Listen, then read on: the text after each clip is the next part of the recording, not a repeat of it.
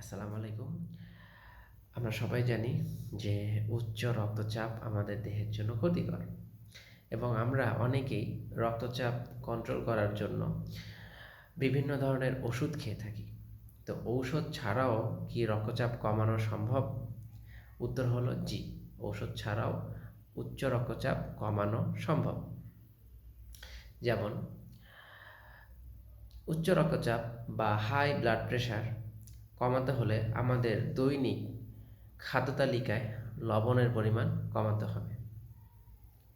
একটা গবেষণায় দেখা গেছে দৈনিক খাদ্য তালিকায় আপনার লবণের পরিমাণ যদি 6 গ্রাম বা তার চেয়েও কম হয় তাহলে আপনার রক্তচাপ দ মানে systolic blood pressure 10 millimetre mercury বা তার চেয়েও কমতে পারে। তাহলে কারো সিস্টোলিক ব্লাড প্রেশার যদি 150 মিলিমিটার মার্কারি হয়, শুধুমাত্র লবণ কম খাওয়ার কারণে সেটা কমে 150 থেকে 140 মিলিমিটার মার্কারিতে আনা সম্ভব।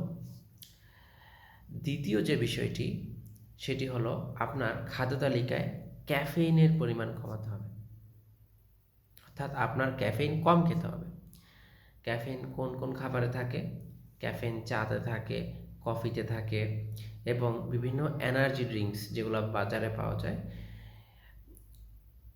এইসব খাবারে সাধারণত ক্যাফেইন থাকে এবং ক্যাফেইন আমাদের রক্তচাপ বাড়ায়। এছাড়াও ধূমপান, অ্যালকোহল গ্রহণ এগুলো আমাদের বন্ধ করতে হবে এবং যাদের অতিরিক্ত ওজন সেই ওজন কমানোর মাধ্যমে রক্তচাপ কমানো সম্ভব।